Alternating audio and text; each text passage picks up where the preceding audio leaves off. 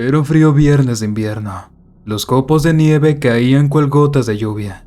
Yo me dirigía de regreso a mi casa. Ese día había trabajado mucho y estaba cansado. Tan solo quería acostarme y dormir un poco. Luego de varias horas de viaje en el autobús, finalmente llegué a mi vecindario. Le pagué $50 al chofer y me bajé del bus. Mis zapatos chocaban contra el cemento, mientras varias gotas de sudor se deslizaban por mi cara. Otro día aburrido y vacío en mi vida. La verdad es que vivía solo, no tenía pareja ni hijos, vivía simplemente por vivir. Mientras caminaba hacia mi casa, el hombro de una persona chocó contra el mío.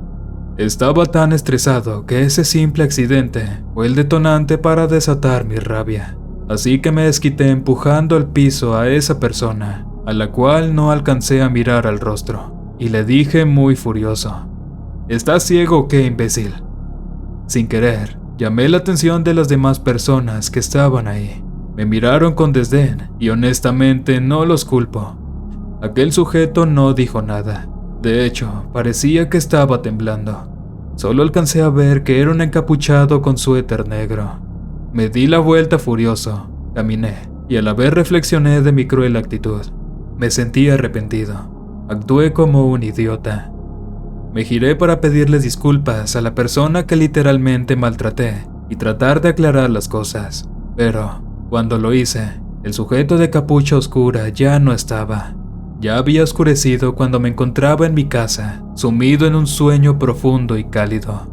Recuerdos pasaban como borrosas imágenes en mi mente. Solo sentía paz y tranquilidad. Me sentía como en mi propio paraíso. Se escuchó. Me desperté. Alguien toca la puerta. ¿Quién tocaría en plena medianoche? Parpadeé varias veces y traté de escuchar de nuevo para comprobar si solo era mi imaginación. Pero nuevamente se escuchó aquel sonido. Pensé en simplemente ignorarlo, pero persistió. Una y otra vez. No iba a detenerse. Me levanté de mi cama, algo frustrado. Bajé las escaleras. Tomé una afilada navaja por si acaso era algún delincuente. Yo era bastante paranoico, a decir verdad. Me dirigí hacia la puerta de la sala principal.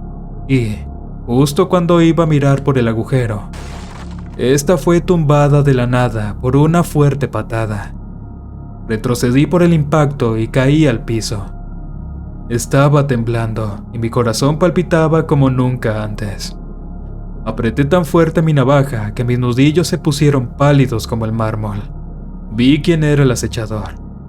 Era la misma persona con capucha y suéter negro, al cual había empujado y humillado. Recién noté sus curvas, busto y la falda de color rosa que llevaba. Era una chica. La capucha tenía 2 pedazos de tela que tenían la forma de orejas de conejo. El suéter estaba empapado de sangre. En el hombro traía la cabeza degollada de un conejo. Tenía algo que le cubría la cara. Era como un cubrebocas negro. Sus ojos tenían un brillante tono carmesí que contrastaba con el entorno. Aquellos ojos se sentían como si me arrebataran lentamente todas mis energías. No, peor aún, mi alma.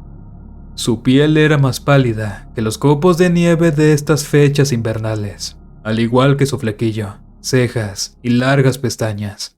Yo me quedé paralizado del temor que sentía. Se acercó lenta y tenebrosamente hacia mí. Caminaba encorvada y cojeando. Además tambaleaba por cada paso que daba. Me levanté del piso y traté de defenderme con mi navaja. Pero algo me detuvo. Una extraña energía hizo que no pudiera seguir andando. Puse todas mis fuerzas para moverme, pero no resultó.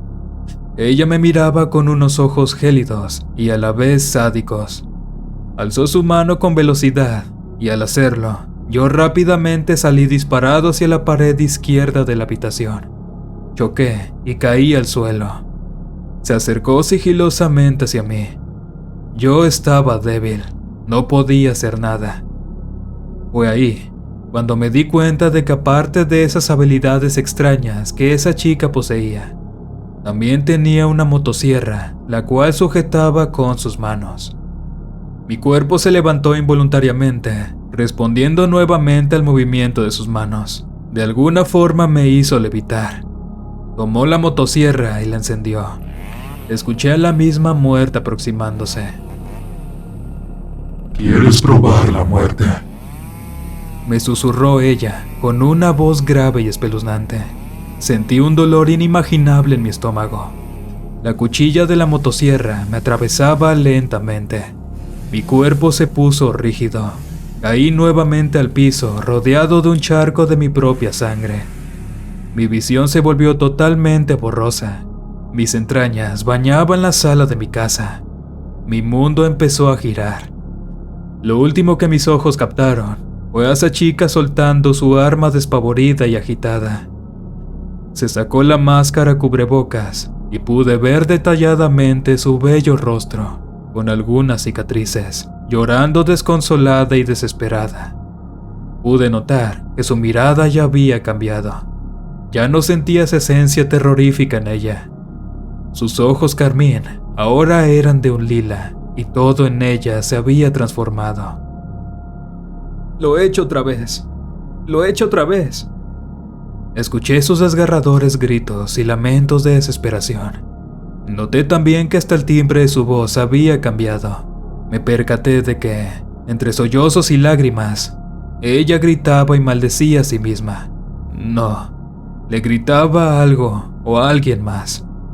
Yo no comprendía nada, pero mi corazón poco a poco dejaba de palpitar. Creo que, a fin de cuentas, me lo merezco. Lo lamento y gracias por acabar con mi vida tan miserable. Sonreí. Eso fue lo último que pensé, antes de que mi mundo se entumeciera y diera mi último suspiro. Después, esa chica sacó su teléfono y llamó a la policía. Aló, buenas noches. Usted ha contactado al 911. ¿En qué podemos ayudarlo? He vuelto a hacerlo. Ayuden a este hombre, por favor. Señorita, cálmese. Creo que lo maté. Lo maté. No puedo controlarme. Ese monstruo me obliga a matar. No quiero dañar a nadie más. Quiero acabar con mi vida, pero cada vez que lo intento, esa cosa me lo impide. Señorita, aguarde y cálmese. ¿Dónde está? ¿Qué pasa? ¿Cómo se llama? Explíquese bien. Hubo un largo silencio. Después se escuchó. Dime, ¿quién se encuentra detrás de ti? Unas semanas después en las noticias se reportó que una mujer de 25 años de ascendencia africana había sido encontrada muerta. Se llamaba Katie Watson y trabajaba como operadora central de emergencias. Causa de su fallecimiento, homicidio. ¿Quién lo hizo? Aún nadie lo sabe, pero lo que se informó el noticiero es que al lado de su cadáver, en la pared estaba escrito con la misma sangre de la víctima, una frase escrita con caligrafía estilo gótico. Era una oración interrogante.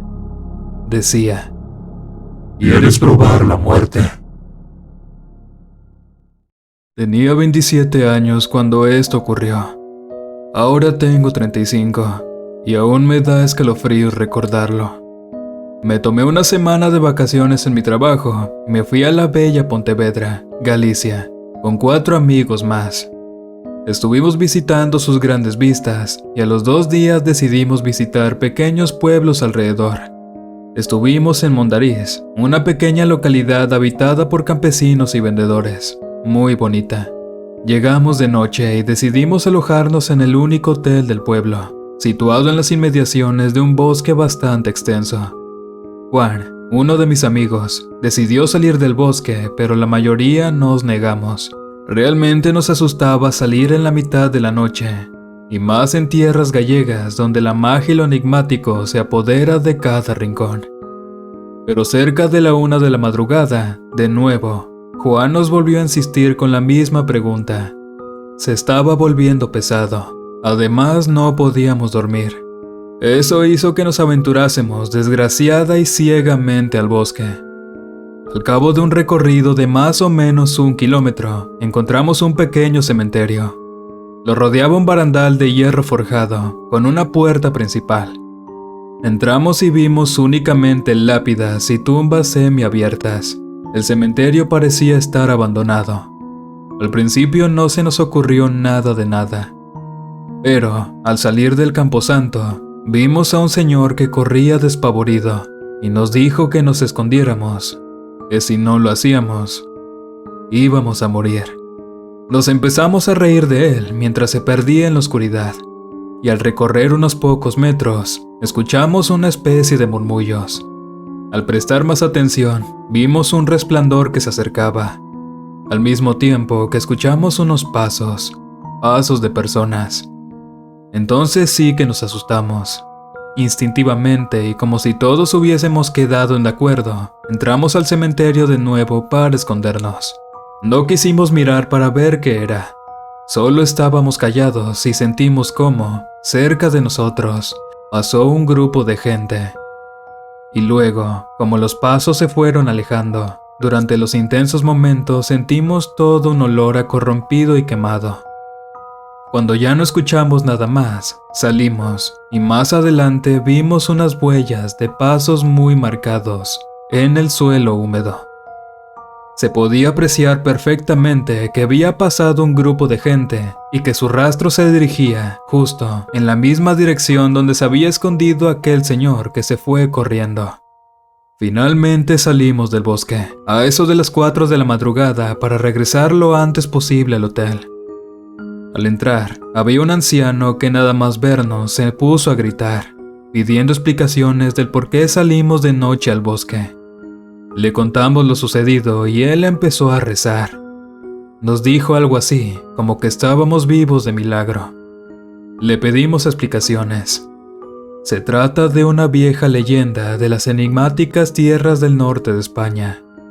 Según nos dijo, por la noche, pocos son los valientes que se adentran en las profundidades de los bosques gallegos, y menos en luna llena. Puedes encontrar la muerte y vagar como un alma en pena si te encuentras con ella. Con la Santa Compaña, si te ve, te entregan un hueso encendido, a modo de antorcha, y te unes a ella para vagar durante el resto de la eternidad junto a ella. No se puede mirar, y si te atreves a hacerlo, deberás dibujar un círculo en el suelo y permanecer dentro hasta que pase de largo por delante de tus ojos. Y si no te atreves a mirar, escóndete y reza. Reza mucho para que no te vean. También nos dijo que ese cementerio estaba ahí solamente para los que fallecían, víctimas por la Santa Compaña. Dicen estar maldecidos y por eso está tan escondido y apartado del pueblo. Y los pasos que escuchamos, según el anciano, pueden ser 2 cosas: los pasos de la Santa Compaña o las ánimas que pasaron cerca de nosotros, o que las almas de los difuntos corrían huyendo de ella. No sabemos lo que realmente sucedió esa noche, pero nunca supimos nada de aquel señor que desapareció, huyendo entre la oscuridad de aquel bosque maldito. Era el año de 1978, en un convento convertido en escuela. Este edificio había sido dividido en 2. De un lado se encontraban las celdas de las madres, mientras que de otro estaba la vieja, pero sofisticada escuela a la que asistían niñas, cuya colegiatura solo podía ser solventada por gente adinerada.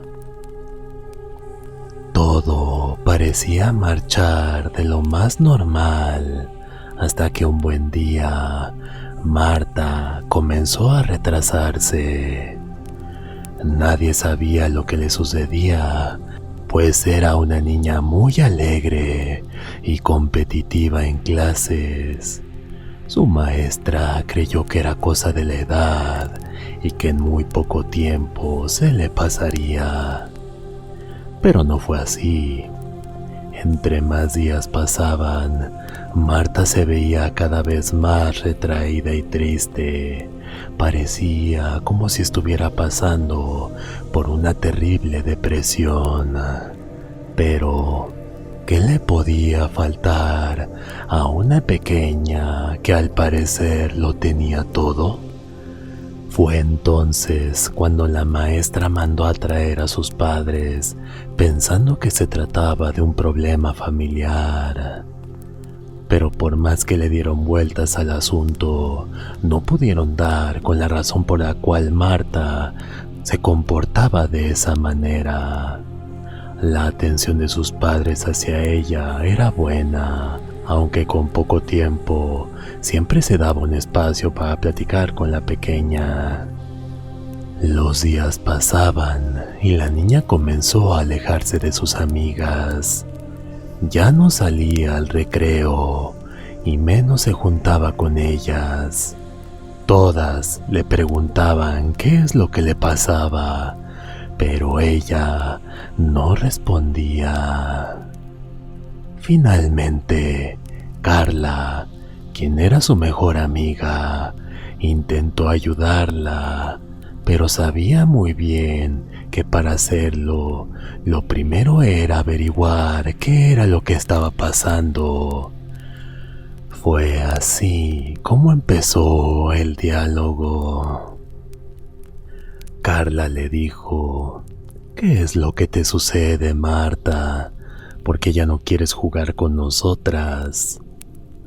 Marta le confesó que desde hacía unos días veía una señora con pelo blanco que la llamaba.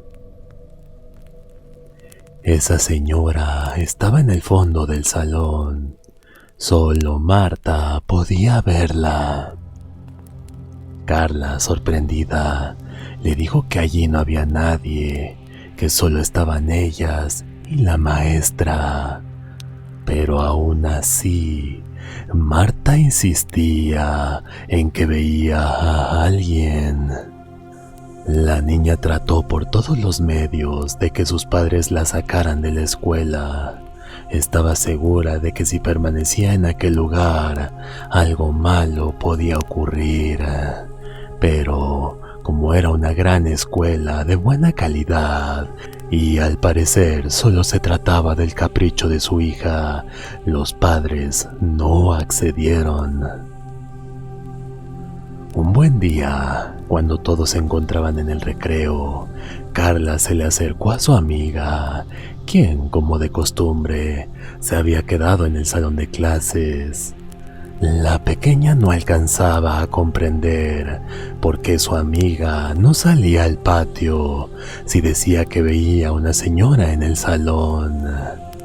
Marta le confesó que era porque la señora no la dejaba salir. Carla no creía lo que a ella le estaba pasando y no había manera de convencerla de que no había nadie en aquel lugar. En cuanto pudo, tomó sus cosas y salió rápidamente porque consideraba que sus amigas nunca iban a entender que aquella historia absurda era real.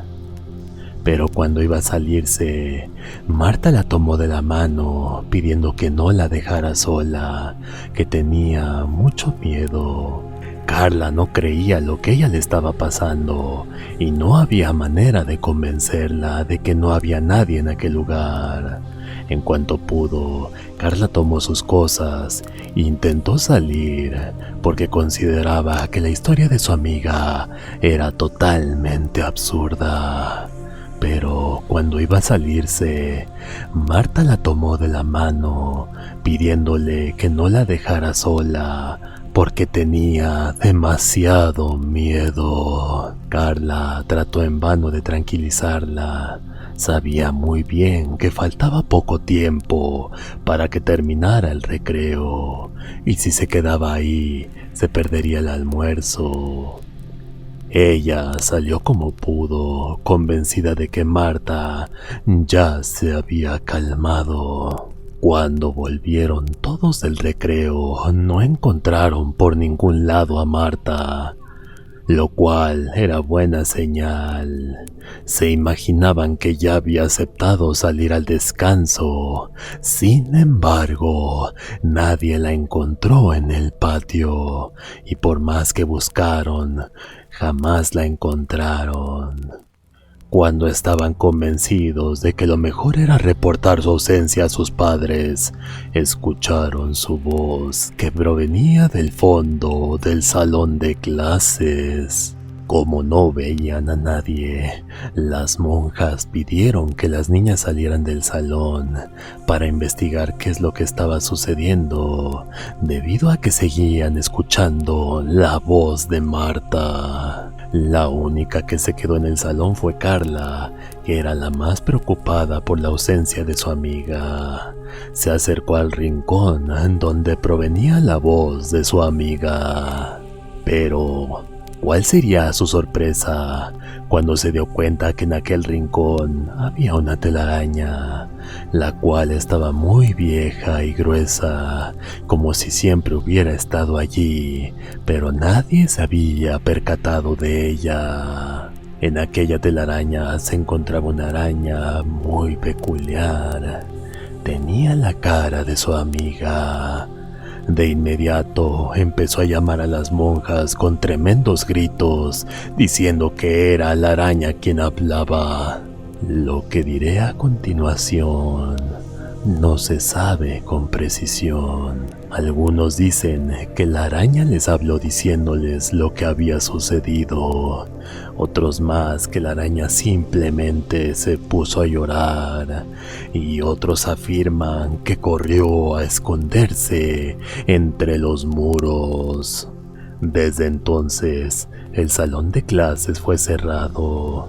No se le volvió a permitir el acceso a nadie. En cuanto a la niña, dicen que ahí se quedó y nadie pudo hacer nada por ella, porque de acuerdo con unas versiones, la niña fue hechizada por una bruja. Han pasado muchos años desde aquel desgraciado suceso.